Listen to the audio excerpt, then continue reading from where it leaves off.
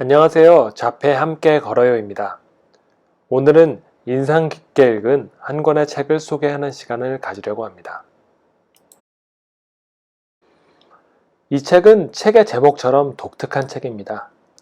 다른 책들처럼 치료 기법이나 이론을 강조하기보다는 자폐 아동을 대하는 부모의 마음가짐과 아이에 대한 이해를 무척이나 강조하는데요. 아이를 고치려고 할 것이 아니라 아이가 자신의 삶을 통제할 수 있게 하는 것.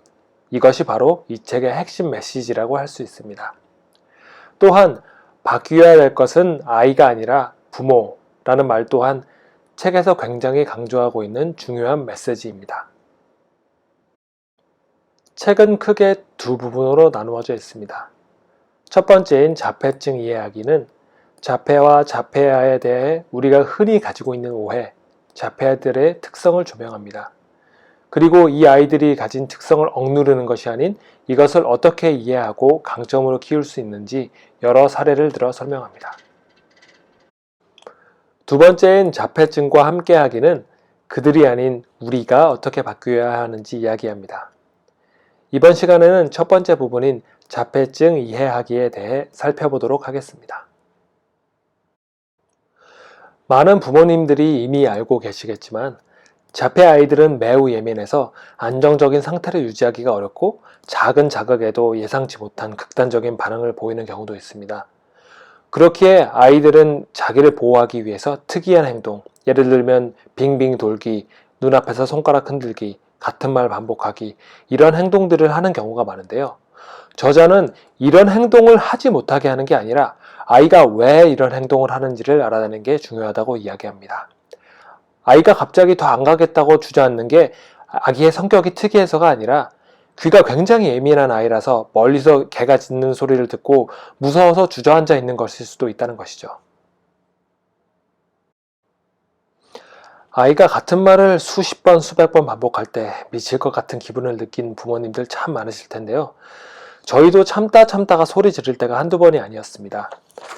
그런데 아이는 반향어를 통해 의사소통을 하는데 부모가 그만해라고 하면 아이가 계속 소통하려 하겠는가 라고 쓰인 부분을 읽으면서 저는 한 대 맞은 듯한 느낌이 들었습니다.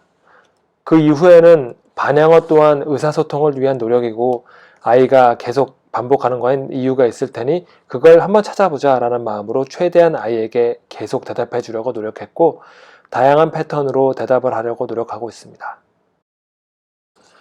아이마다 다르지만 자폐 아동들은 특정한 사물에 집착을 보이는 경우가 있습니다.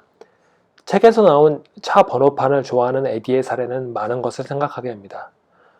단순히 이상한 아이네 이런 게 아니라 아이가 집착하는 부분을 이용해서 흥미와 학습 동기를 부여하고 사회성 기술을 향상시키는 에디의 선생님을 보면서 저희도 우리 아이한테는 어떻게 적용할 수 있을까 생각해 보게 되었습니다. 저희 아이는 숫자와 반짝이는 버튼을 좋아합니다. 그렇게 엘리베이터나 자판기 등을 보면 절대 지나치지 않고 한 번씩 타본다든가 버튼을 누르고 난 뒤에야 가던 길을 가곤 하는데요. 저희는 뺄셈을 가르칠 때 엘리베이터를 활용했습니다. 엘리베이터를 주제로 한 책을 사서 자, 올라가는 건 덧셈, 내려가는 건 뺄셈 이런 식으로 가르쳤더니 단순히 숫자를 더하고 빼는 것보다 아이가 훨씬 집중을 잘하는 걸 느낄 수 있었습니다. 책에서 발견한 다른 흥미로운 사례입니다. 알렉산더는 세차 기계에 아주 큰 흥미를 가지고 있었는데 아버지는 이걸 무시하거나 얘가 왜 이런 걸 좋아하나 이렇게 생각하는 것이 아니라 아이를 위해 국제세차협회에 연락을 해서 세차 기계 매뉴얼을 부탁하고 이로 인해서 협회 연차총회의 명예 손님으로 초대받는 행운을 누리게 됩니다. 아이가 얼마나 이걸 즐겨 쓰지는 말할 필요도 없겠죠. 아이가 어떻느냐가 문제가 아니라 주변 사람이 어떻게 대응하느냐에 따라 상황이 얼마나 달라지는지도 배울 수 있었습니다. 책에서 반복해서 강조하는 메시지 중 하나는 자폐인들은 타인을 믿지 못한다입니다. 소통 능력이 부족하기 때문에 다른 사람이나 주변 환경의 변화에 대한 예측을 하기가 힘들고 그렇기에 믿기도 힘들다는 얘기인데요. 그렇기에 급격한 변화에 적응을 못하고 자해를 한다던가 폭력적인 행동을 하는 경우도 있습니다. 부모는 아이에게 제일 가까운 사람인 만큼 아이들을 이해해주고 축하해주며 아이들의 노력을 알아주는 게 중요합니다.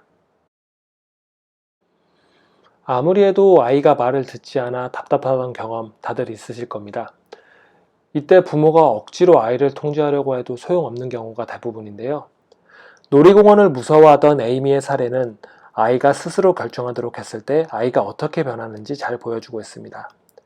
사실 저희 아이도 어렸을 때 세탁기나 밥솥의 소음이 무서워서 꺼달라고 소리 지를 때가 굉장히 많았습니다. 하지만 소리가 나기 전에 끄는 것을 보여주고 필요하면 언제든지 도와달라고 말하라고 하니까 언제부턴가 아이가 꺼주세요 라고 말하거나 저희 손을 끌고 기계 앞으로 가지 이전처럼 무서워만 하진 않게 되었습니다.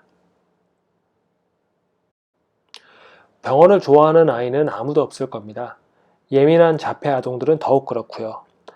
아프던 기억 때문에 더욱 병원을 부정적으로 기억하게 됩니다.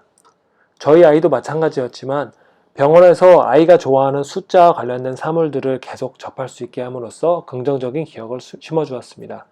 지금은 병원 가는 것에 대한 두려움이 많이 줄었고 진료도 잘 받습니다. 자폐 아동들은 감정 자체를 이해하는 걸 어려워하는 경우가 많습니다. 책에서는 단순하게 남의 표정으로 감정을 가르치는 것보다는 아이가 감정을 느끼는 바로 그때 알려주는 것이 효과적이라고 말해주고 있습니다. 저희도 이 방법을 사용해서 단순히 얼굴 표정을 보여주고 이게 행복이야, 이게 슬픈 거야, 이게 아니라 아이가 감정을 느끼고 있을 때 태민이는 지금 행복하구나 라는 식으로 감정을 읽어주고 아이의 감정을 존중해 주었습니다. 아이의 감정을 읽어줄 때 보조도구를 함께 사용하는 것도 좋습니다. 감정을 나타내는 차트 또는 카드를 이용하면 아이가 본인의 감정을 직관적으로 이해할 수 있어 좋았습니다. 이러한 방법들을 반복해서 사용하다 보니 지금은 아이가 본인의 감정에 대해 조금씩 표현하고 있습니다.